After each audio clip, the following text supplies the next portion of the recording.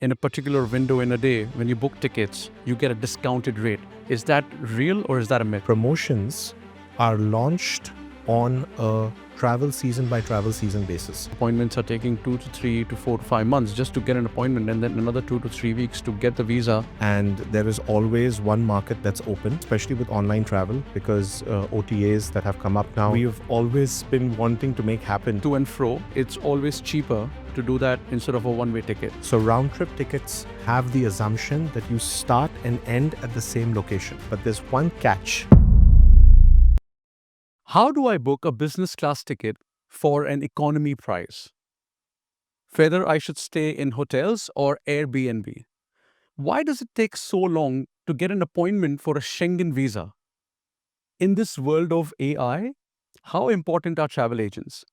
All of these questions pop up in your head when you're about to travel. So today we've got Kunal, who I've used a couple of times in the past. He runs a travel agency, a holiday agency here in Dubai. So let's dive in, speak to him, and clear and crack some hacks about travel. Kunal, welcome to Deep Talks. Thank you for having me. It's great to have you. Yes, absolutely. Travel is such an exciting part of everybody's life, right? In fact, I'm traveling tomorrow. Wow. And, Timing, yeah. and when you're about to travel, right, you hear a lot of things and you tell a friend, oh, I booked a ticket a couple of days ago and it cost me this much, a business class ticket or an economy ticket, whatever that is. And they're like, I just booked a business class ticket for a price of an economy ticket. How does that even happen? Or does it even happen? Well, I think, when you compare prices at different points in time. So I may have booked 3 months ago, you may have booked last month, and then we say, I paid less than you or you paid less than me. What we have to keep in mind is that airlines price based on forecasted demand, and those forecasts are not perfect. So if demand changes, prices fall, and it can go the other way as well. So you really cannot game this because you don't know why those prices fell, and it could very well be the reason why you don't want to travel to that place anymore either. Maybe bad weather, maybe political situation, or anything for that matter, which kind of led demand to be forecasted at a lower rate than what was originally planned. So this affects the pricing, and that's why you really cannot game it. Luck or randomness is not a science. It's just how the game is structured. Right. So there is no one concrete hack. It can happen by chance. You can get lucky, but there is no particular hack or one thing that stands out that you want to bring out right now. Like, this is the hack to buy a business class ticket for a price of an economy. Well, if you are trying to fly business at close to economy or even at par with economy, the only thing that you can really consider doing, and what people tend to do a lot, is they try to originate their journeys from other markets.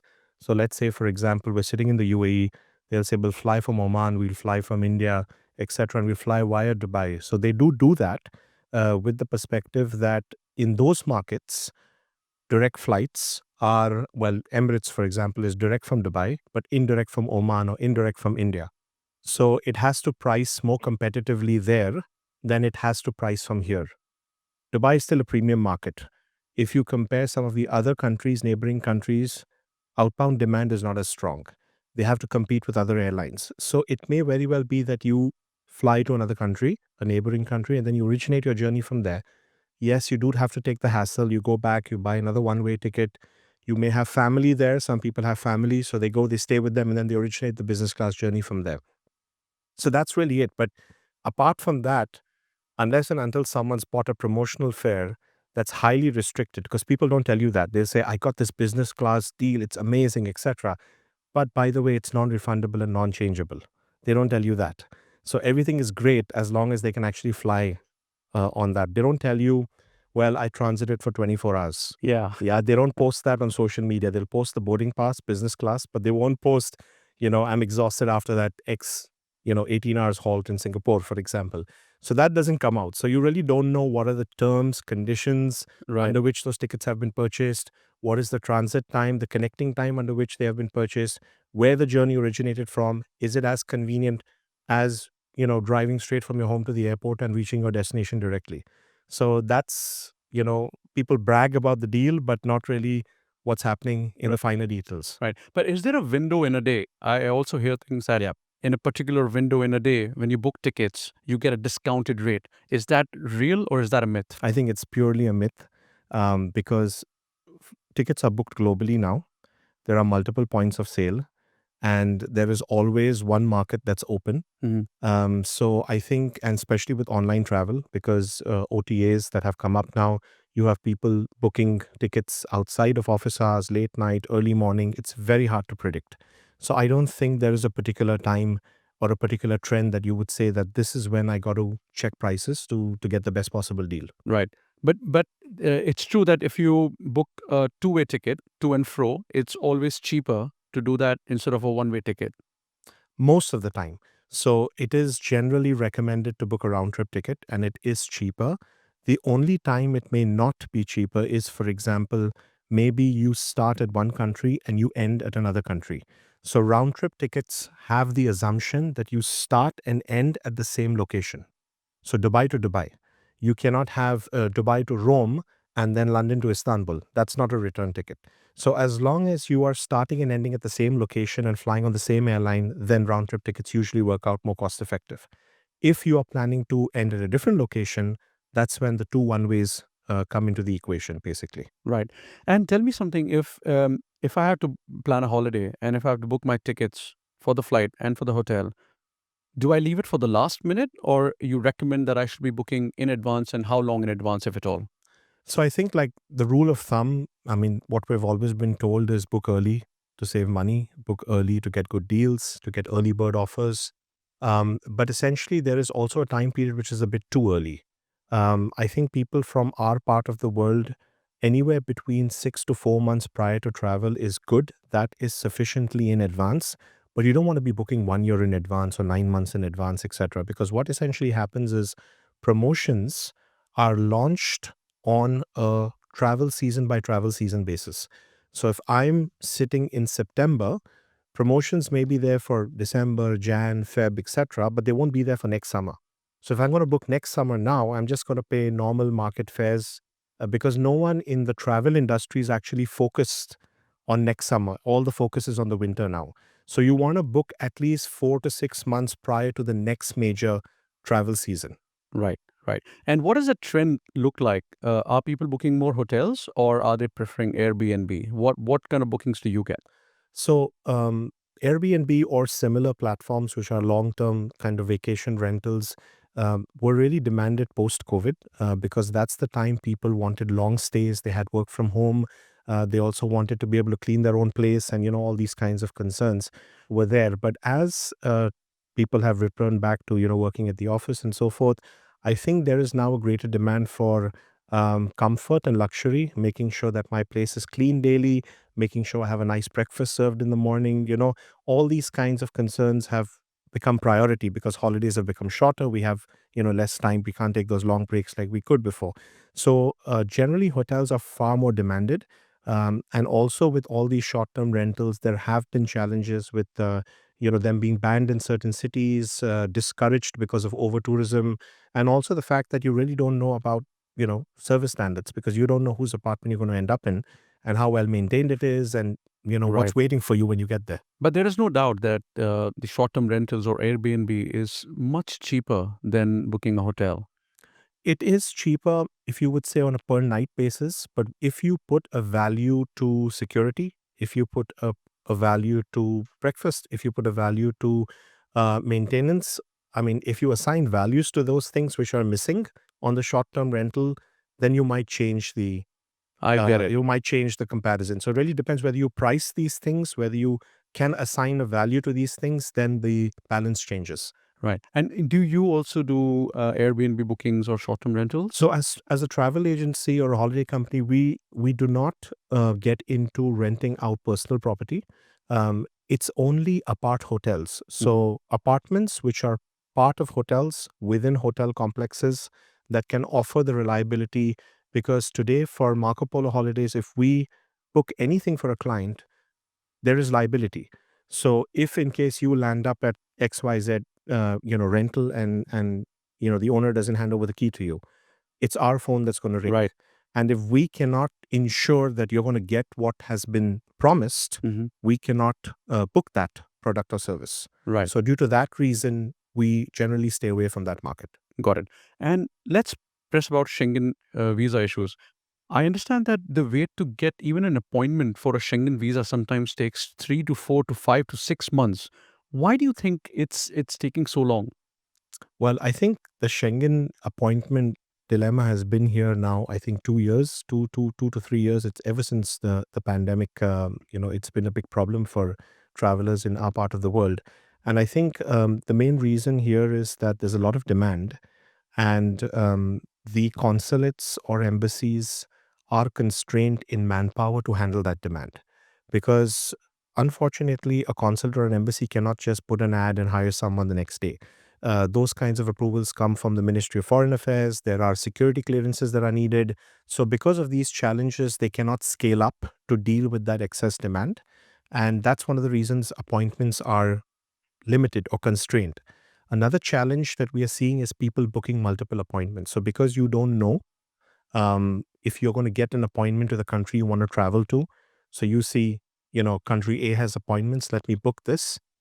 And then you never turn up for that appointment because you got country C 1 month later. But you do pay for the appointments. You right? do pay, but if you compare, if you're paying between 80 to 120 dirhams for the option to travel, that's worth the money, right? I Right. mean, when you look at the cost of your European holiday, when you look at the disappointment on your family's face if you tell them we're not traveling to Europe this year or we're canceling our vacation because we couldn't get visa slots.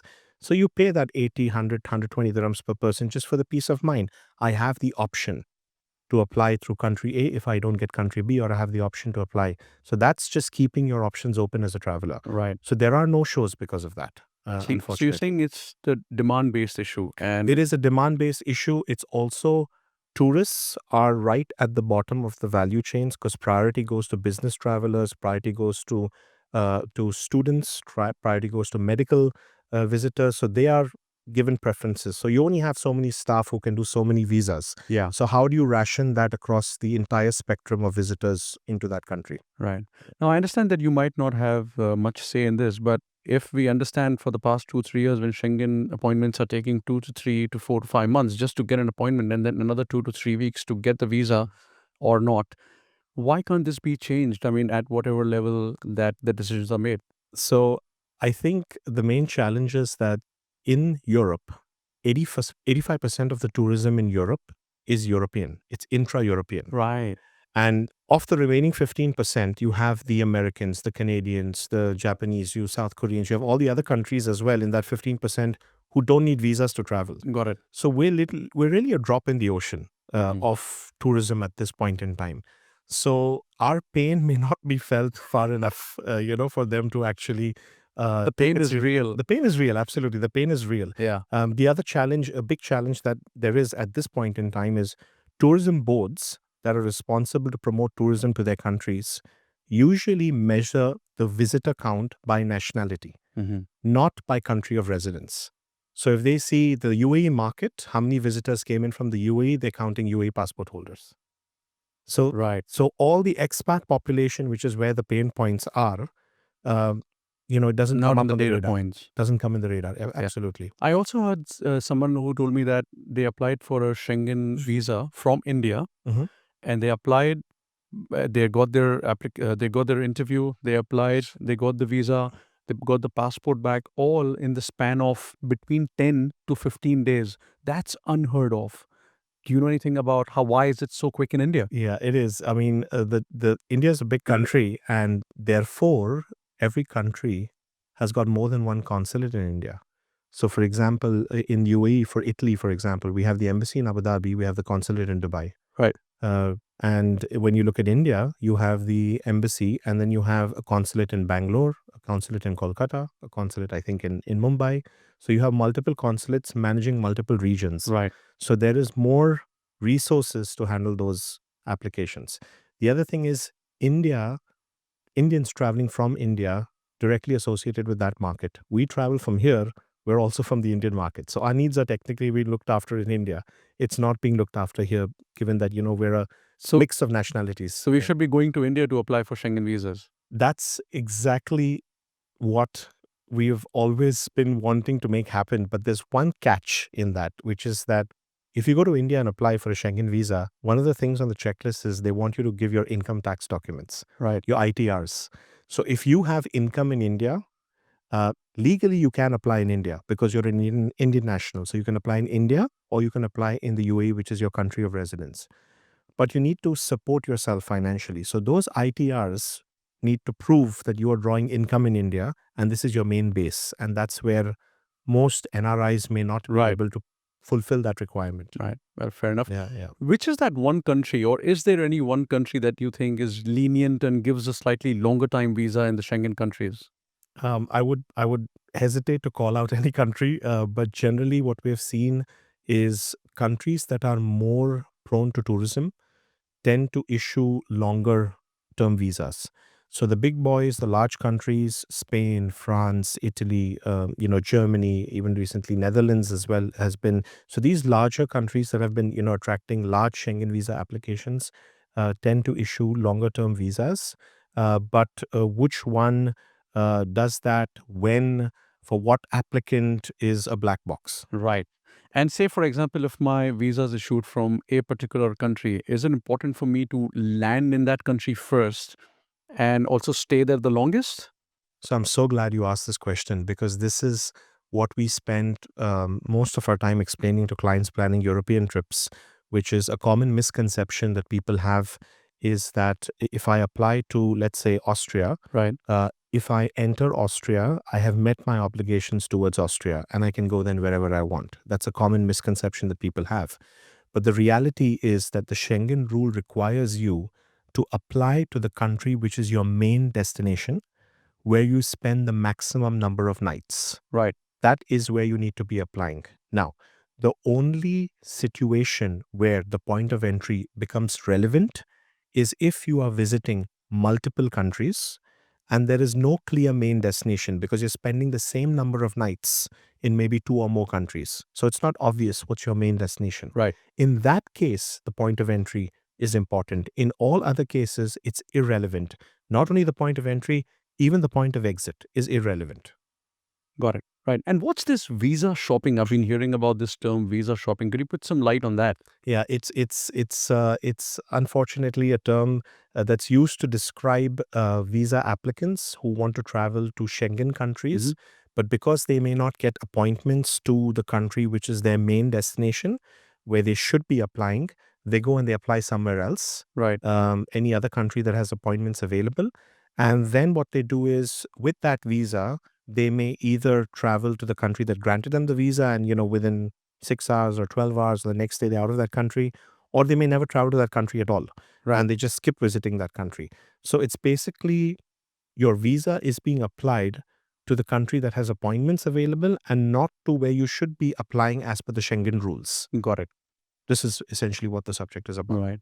Now, touching on UK visas, I know they're quite extensive, much more than Schengen visas. Even the financial requirements or the documents that are needed for a UK visa are quite extensive. Could you tell us a little bit about that and how easy or difficult is it to get a UK visa? So I think getting a UK visa is not difficult if you understand the financial intricacies on how your application is being assessed. Right. It is probably the country that places the most emphasis on your financial, how you keep your books, basically. And who this really hurts is, I would say, small business owners, who essentially make the mistake of funding personal expenses from their company account or, funding company expenses from their personal credit card. They tend to mix match. So they say, okay, our business is small, we can get everything done under one kitty, so I'll pay my house rent from the company account and etc.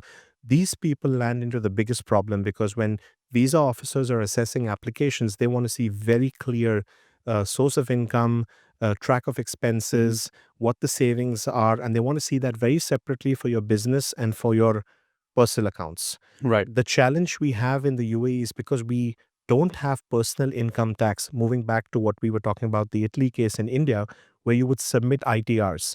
So they know exactly what your income is, what your expenses are. It's declared in your income Right. tax documents.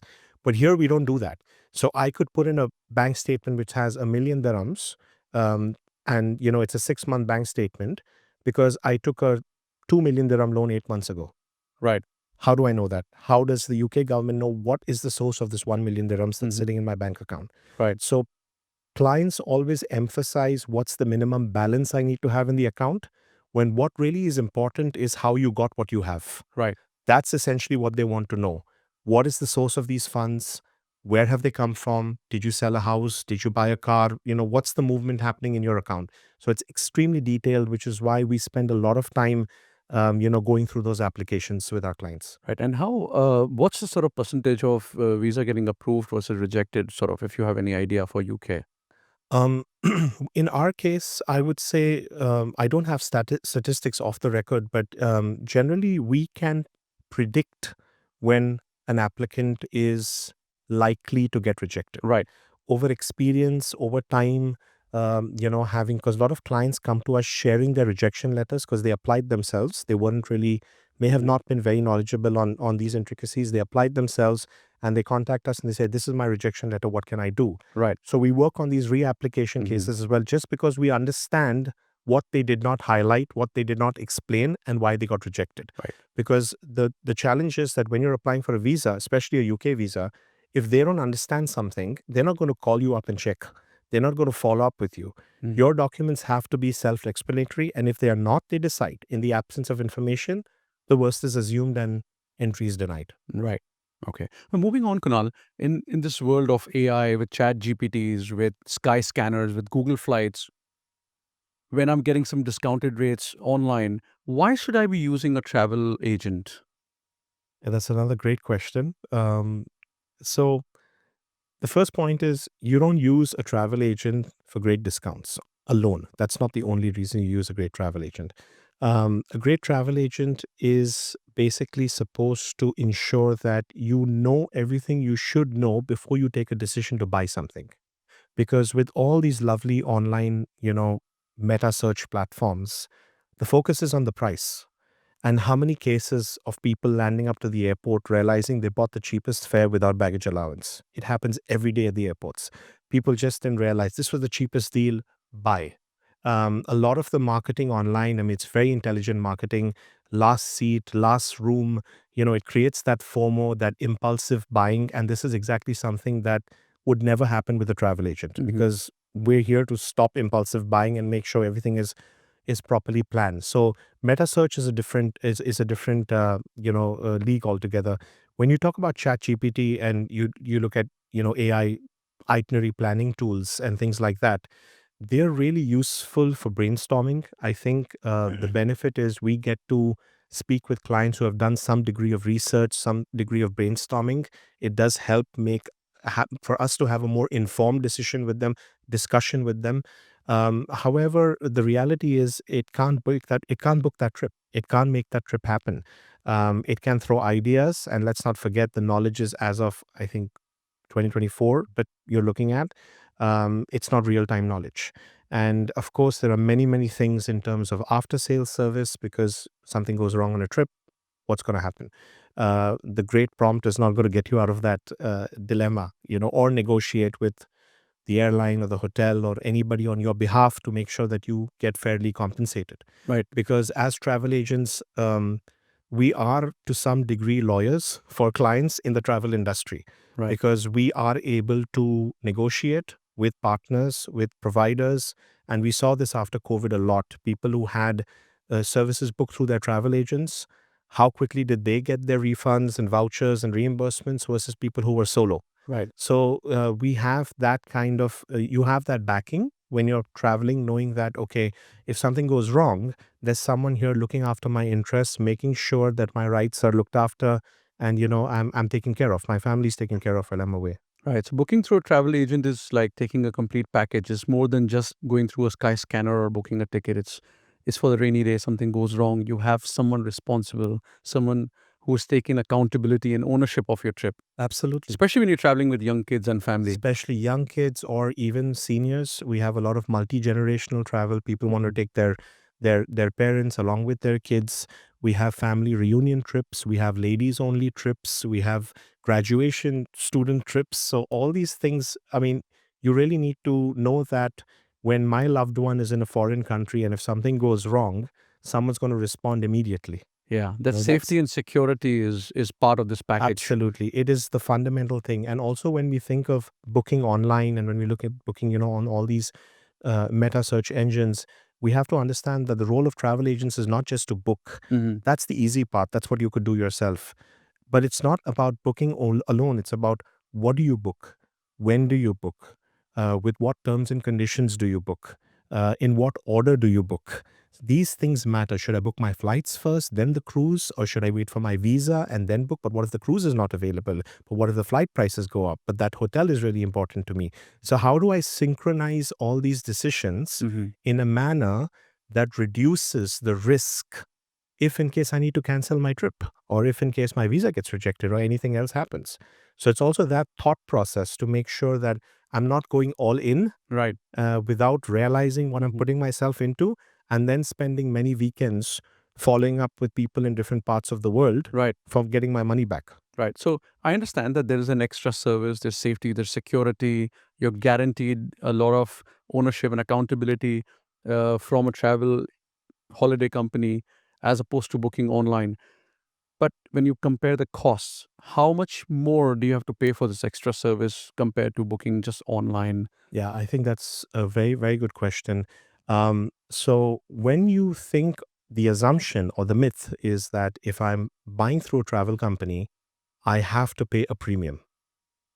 In some cases, there is some degree of truth to that, but it isn't a uniformly applicable policy because a lot of providers, for example, cruise lines, for example, group tour operators, etc., they pay us. It's not coming from the client's pocket. Hmm. That amount would be paid by the client even if he booked directly on the cruise line's Right. website or if he booked on Viator or Get Your Guide or anything like that. So it's similar like car insurance, right? If you buy car insurance from the insurance company or from the insurance broker, you're still going to pay the same premium. So to a lot of times, it tends to be not coming out of the customer's pocket. When you factor in opportunity cost of taking the wrong decisions, of booking entry exit in the wrong order, or applying the visa to the wrong country, when you factor the opportunity cost, which is not very obviously comparable, You can't touch it. you can't touch it, you don't see it, it hurts a lot, but you realize later. Right. So when you take that into the equation, then you realize that I'm actually saving a lot of money just by Right. making sure I have someone holding my hand and making sure I'm taking the right decisions at the right time in the right order and, not getting shocked or surprised along the way. So you're saying the cost would be the same whether you do online booking or there's a travel agency hand holding you and giving you much more value. The costs are more or less the same. I would say more or less. I wouldn't say exactly the same because they tend to be tactical promotions, offers that sometimes, people throw up online as well. And one of the reasons, for example, when you go and book a ticket on an xyz.com website, that ticket may be being issued in Argentina Right. or Philippines or anywhere else in the world. It's Dubai to XYZ location. It's an Emirates flight, but it's not issued here Hmm. because some other market had a special offer, a special deal, and that's though it's not supposed to be happening, but does happen. So what happens when you want to change that ticket? So now you're sitting and calling the agent in Argentina or in the Philippines, and Yeah. a lot It's of the times it's inconvenience a of lot of it. inconvenience, and a lot of times what happens is they make money when tickets are rebooked, Right. not when they are sold. Hmm. So when they are sold for the first time to bring you in, obviously I'll give you the cheapest possible price, right? Because you're not going to ask me, you're not thinking about service fee, you're not thinking about after sales service, you're thinking about let me get the best possible Right. price. But once you're in and you got to change your ticket, I'm the only guy who can do it. Right. So whatever price I say, you have to pay. Correct. So Right. that's essentially what clients don't realize. But surely these websites, search engines, and the AI that's changing the world now must have had an impact on business in some shape or form. Absolutely. Yeah. Yeah, tell us about that. How are you coping up, and how are you using AI in your business so that you can catch up and you remain in the business? Oh yeah. So the first thing is that we don't perceive AI to be a threat in any way. If anything, it enriches our customer discussions, it enriches our customer interaction, because we're starting from a higher point, Right. which saves time, and anything that saves time is good for the business, also good for the customer, because that means less man hours in the process. And more informed decision. More informed decision taking, more, I land up here and I did not know. That's the worst thing we would want. We want our Right. clients to be well informed. A well informed client is the best client, and we try our best to make sure that they feel that way. Mm-hmm. But from a business standpoint, most of AI adoption for us is focused towards quality, Right. quality control, and improving the efficiency of our team, Mm-hmm. basically, to ensure that they are able to do their jobs better, make better suggestions, recommendations to customers, to catch mistakes before they happen, because at the end of the day, mistakes can happen. Right. So, we use tools to kind of check on things to make sure that, there's no surprise waiting to happen when the client lands up over there because they didn't notice, and, someone else didn't notice, because this is a human business at the end of the day. Right. So this is how we're trying to bring in these kinds of tools to support our service delivery. Right. And is it being extensively used by everyone in the team? And what about travel industry as a whole? Does everyone think of these AI tools as something that enhances their business rather than just taking business away from them? Does it, or people are not sure where they are at this point of the AI revolution? I think I don't think anyone would fear business being taken away, because at the end of the day, I know they're talking about AI tools being able to book for you as well, but it's very, very early stages for that, whether or not it will be a fully autonomous agent who can empathize, understand your Right. family dynamics, know your history, understand your mood, your preferences. Whether it can engage at a human level, it's too early to say. But I think everybody needs to accept that it is definitely going to drive efficiency and productivity. Right. That is where our focus is. We're not really worried about our clients going on ChatGPT or using some other agent to book their hotel, because at the end of the day, they cannot, when something goes wrong, they cannot take their laptop and throw it, in on the street. They need solutions, they need resolution. And what we essentially provide is accountability. Who is accountable for a booking made through any AI platform? Right. Where's the after sales service? Who's responsible? Who's going to take that complaint? Who's going to jump out of bed at 2 a.m. to help that client get through that situation? Mm-hmm. So it's not really a threat, but it's more about how can we make our processes more efficient, improve the life of our consultants that can then deliver better quality service to customers who are interacting with them. Right. Now, tell us about the US visa. I know I'm kind of coming back to the Yeah. visa story and subject. I understand that there's a wait time of about a year and a half just to get an appointment for getting a US visa. Is that right? Yes, that's absolutely correct. It is approximately a year. And is that only in the UAE or is it across in India and some other countries as well? So it is in some countries, not in all countries. It is in the UAE, but for example, in the other GCC countries, there's no significant wait time. Right.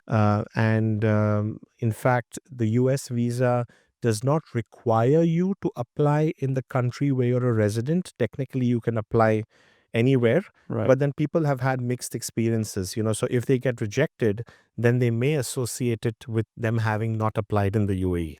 So, but there's no clear kind of, but nothing stops you from applying in another country, unlike the Schengen, which says that you can only apply in your country of residence or your country of citizenship. So that's That's clearly great defined over there. information. But for the US, you can schedule an appointment and apply in any other country. So as long as you don't mind your passport being left in that country, such that, it's with the consulate or the embassy while they're processing it, your trip allows you enough time to wait for your passport, because processing times can sometimes unexpectedly take longer. As long as that's not a constraint, you don't need to rush back, then it is a possibility. But otherwise, the wait time is absolutely real. And just recently, The appointment system, I think, if I'm not mistaken, was on the 30th of May. The US launched a new appointment system, and we're waiting to see how that plays out, whether that's going to mean more slots or, Right. how things. But the whole system has been changed after a very, very long time. Okay. But renewing the visa is slightly easier. I think it takes about a month, month and a half. Yes. So renewals basically have something called a Dropbox facility. So renewals don't need to go for appointments. Right. However, the window that allowed those renewals used to be 4 years before or just after the pandemic. And now it's been brought back suddenly to 1 year.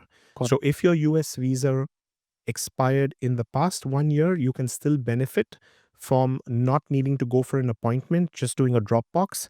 But if it expired before that, then you're treated like a new applicant and you got to wait that whole 1 year again. Right.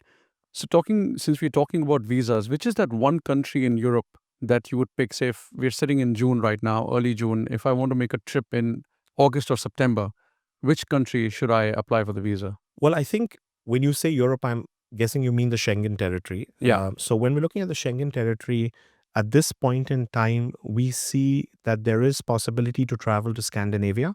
Okay. So the Scandinavian countries, Denmark, Sweden, Norway, they are, releasing appointments. And I think the reason why this happens is because not every Schengen country has the same appointment booking process or the release of appointment schedules. Right. So, unlike, for example, you might say that if we're sitting with Netherlands and today it's July, so we know by next month it'll be August, and after that it's September, but they might be releasing appointments on a continuous basis. Other countries will say, let's wait till the end of the month and then open up the slots. So if I'm sitting today in June, Right. and I know, for example, that the last appointment availability was in July, August won't open up till the end of June. Got it. So the Scandinavian countries have opened appointments later. They didn't open the floodgates much earlier. Mhm. So there are slots available, but you have to keep in mind that they are very, very aware that they are the only ones who have slots available. And hence they are very, very cautious about potential visa shopping happening through their, consulates or embassies. Right. And which is that one underrated destination in Schengen countries, or actually pick it from any part of the world that is still not explored, its great value for money, and that you advise a lot? Yeah. So I think this year, if someone was looking for to travel to Europe, and if in case because a lot of people want to escape the heat, and Southern Europe does tend to get warm during the summer, so the entire belt over there. A place that's often overlooked, which we've started promoting now, is the Baltic countries. Mhm. So this is basically Estonia, Latvia, Lithuania, that Right. belt. So it's just below Scandinavia. So you get cool weather, you get the Scandinavian weather, you get the long days. You have, you also don't have the crowds of Southern Europe and Greece and Spain, etc., etc. You have more affordable hotels because of that. Mhm. And since these countries, the hospitality industry is relatively new, Mhm. so a lot of the hotels are modern. They're recently built especially in Latvia, so they're new hotels. Mhm. So for travelers from our part of the world who demand modernity, they don't always appreciate the historical properties in the heart of the city center.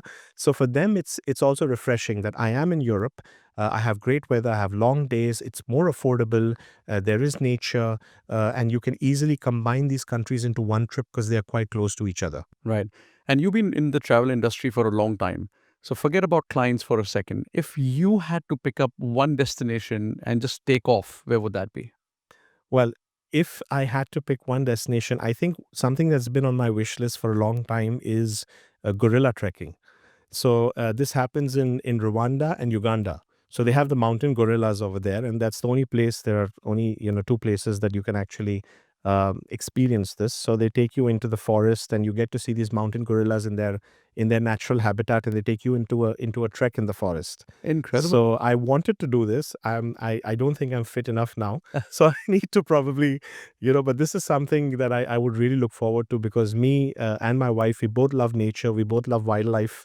So I think that would probably it if I could get to it. Right, wonderful. I'll explore this idea with Yeah, you yeah, later. absolutely. So when you plan, tell us an episode which happened recently or Yeah, probably in the last 1-2 years, yeah. which was a big red flag, which where you had booked a holiday for a client, Hmm? something bad or misfortunate happened, and how did you manage the situation?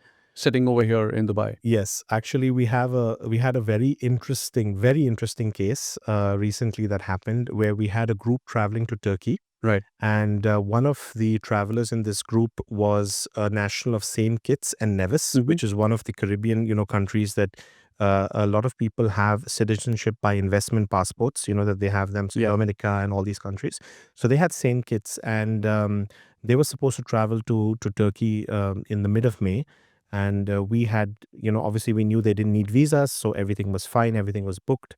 And we did a pre-check. So we do a kind of a pre-check always, maybe 1 week before. What if the visa rules have changed? Nobody tells you that. So we did that, and we found out that effective 1st of May, overnight, Turkey had removed the visa exemption for a nationality which who can travel to Europe visa free, by the way. They can travel to the Schengen territory Yes. visa Yes, free, I know. Yeah. but they could not travel to Turkey, and it happened overnight. And this was completely panicked because what happened is that we had the Turkish e-visa website, which was not yet updated. The thematic website, which airlines refer to, was not yet updated. But we saw the Ministry of Foreign Affairs website saying it is updated. They just changed. Ordinary passport holders now need visa. So you can imagine it was a complete panic situation because everything was booked up and so forth. And then we reached out to a lot of people. We made a big noise about this, and we even reached out to the ambassadors of Saint Kitts and in Turkey, and in Turkey the consul to Saint Kitts.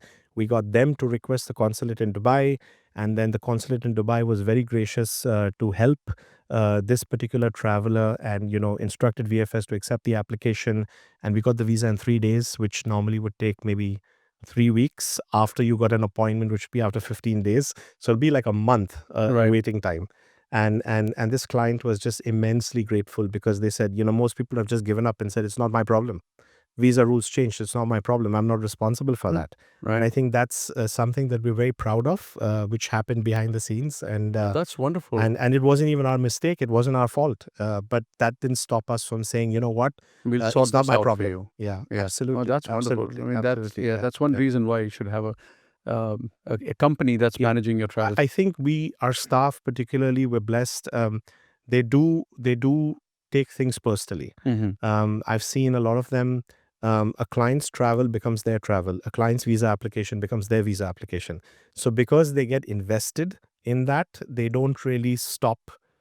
Sometimes Yeah. to their detriment, but Yeah. they don't tend to stop always.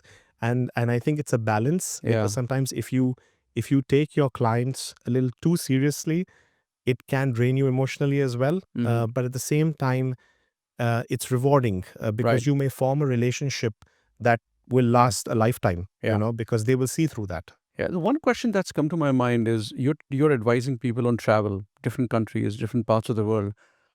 Have you traveled extensively? Because I think if you experience it yourself or your team, only then you'd be able to advise people as clearly as you can, And even your team, do you recruit people with the sense that, oh, if you've traveled, then you're in? What's your strategy? Well, personally, I've traveled considerably. I think I've traveled to over maybe 60, 65 plus countries Wow, myself. Yeah. 65 countries. Yes, so I have traveled extensively. I've been blessed that way. All many of them with visas. So unfortunately, but I've been blessed that way with a pretty wide perspective on how the world works. In terms of recruitment, we don't really discriminate on or kind of give points for travel experience because or personal travel experience because we have to recognize that for a lot of countries, a lot of people, travel is a luxury still, Yeah. and that should not come in the way of career prospects. What we essentially look for is the openness to kind of work with people of different countries, different cultures. And then we kind of have the opportunities in our industry with tourism boards and with airlines who also do fam trips for travel agents. Hmm. They take them to orient them on these destinations. So that experience can come over time, Hmm. but it isn't a barrier to get your foot in the door, if you know what I mean. Right, right. Well, fantastic, Kunal. I think this has been a great informative session for me. And one thing I'm going to change is before I do my next booking, whether it's my business trip or a family trip, I'm going to compare rates because generally what I do is I'm quite tech savvy, so I'm always on different websites. I'm talking to ChatGPT, and booking my tickets or my hotels. But next time, I'm going to give a shout to you, and I'm going to compare the rates. And if I get the same rates or even lesser, and if you throw in that business class ticket at the rate of economy, Yeah. and then I get all the safety and someone I can talk to middle of the night if there is a problem, Yes. then I would rather prefer going with a travel agency or a Correct. holiday company, right? Correct. So I think what, as you just mentioned, obviously saving money is one thing. As you said, saving your weekends, saving your peace of mind. And also what we've seen with our clients, saving their relationships, because sometimes we see when clients are traveling on their holidays, particularly, and, um, so we have this family, typical case family with, maybe teenage kids or whatever. The boy says, the Vatican is this way, the girl says the Vatican is the other way, and then next thing you know, you have a Cold War going on, and East Africa, maybe. and you're starving, Yeah. your legs, your feet are paining, it's 40 degrees in the heat. It doesn't look so pretty on Instagram, right? Yeah. So it doesn't look so pretty. It doesn't tell you those stories, because I think human nature is such, we never show our pain, Yeah. we never show our failings, but we want to just show that things are always beautiful and always glorious, in terms of how things are happening. So I think that side, when a trip is organized by us, we're actually thinking from that perspective as well. Right. We don't want a family spending all that money, probably getting together, doing things together. I mean, we're living together here, but maybe we all have our life and our schedules. But doing things together, we don't want them to sit and bicker and argue and debate and fight and etc. on a holiday. That defeats the purpose of a holiday. And I thought you were doing this, but you told me you're booking the tickets, but I thought you had booked it already, or you booked it for the wrong day. That was the time I told you to change the day.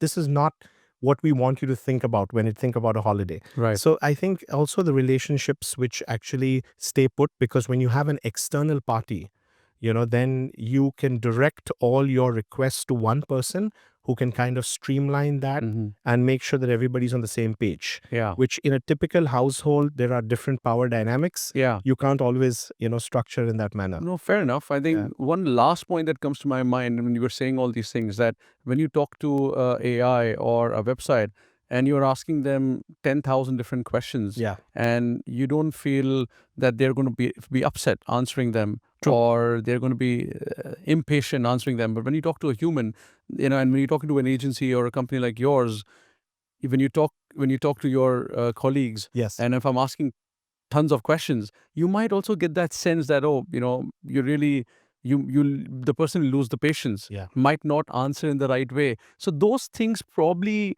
tend and then push you towards a little bit of digital experience. And then you are right in the case where you learn a lot, you understand, you gain the knowledge, you have your decisions, and then you come back to a holiday True. company. True. And I also would like to add to that whilst, there's no denying that, human beings are, um, we have our days, right? Yeah. We have our moments, we have our highs, we have our lows. There's absolutely no denying that.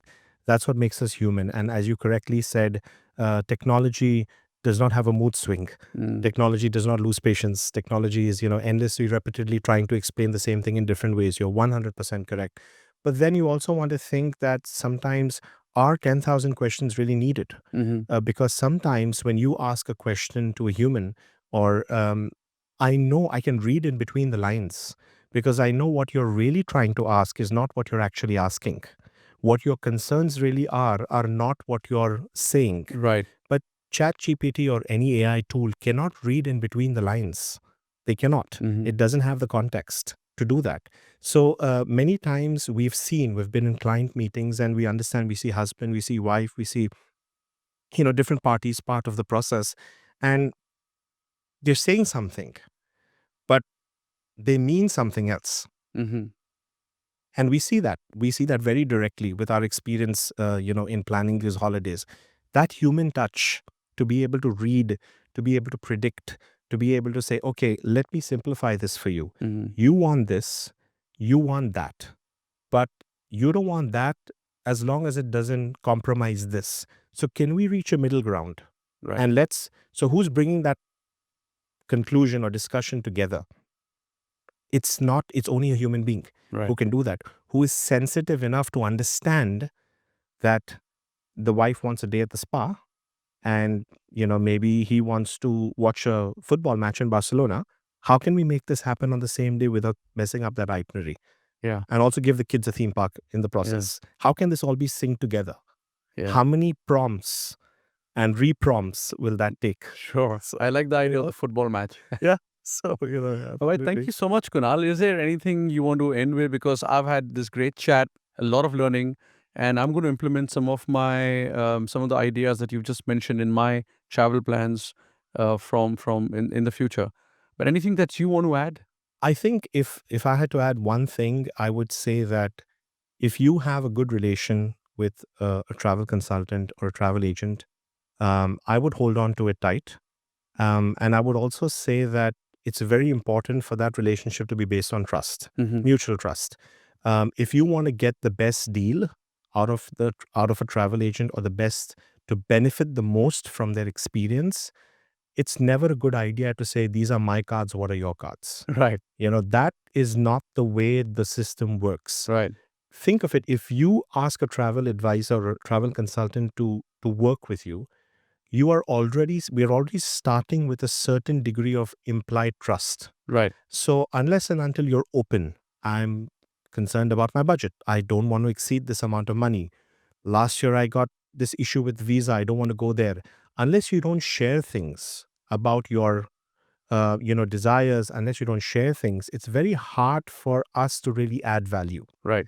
So the biggest challenge we face sometimes is clients ask us, why are you asking so many questions? Well, we're not trying to be intrusive. We're trying to know you so that we can do a better job in planning your holiday. Um, it is like a double-edged sword, right? If I don't ask you these questions now, you might end up with something that is not what you actually wanted. Our role here is to make sure that you spend your money wisely. You spend your money and get value for money. And you spend your money in the right direction that Yep. brings joy to you, which is very different from something that brings joy to me. So if I don't get to know you, and in our office is a very nice saying in one of the walls, it says, no two trips are the same. Hmm. We take the time to get to know you. And we understand that's our value proposition. So once you understand your needs, your preferences, your tastes, the first rule of our business is we don't assume that the next person has the same requirements. Right. So that's how the process works. So thanks, Kunal, for being on a show. It was a great learning, and that's what the whole intention of Deep Talks is: Thank you. to dig in, to dive deep, and learn. Thank you. So thank you Thank for you being for here. having me. Thank you very much. It was great. And I look forward to speaking with our followers as time goes by. And thank you once again. Thank you. Thank you.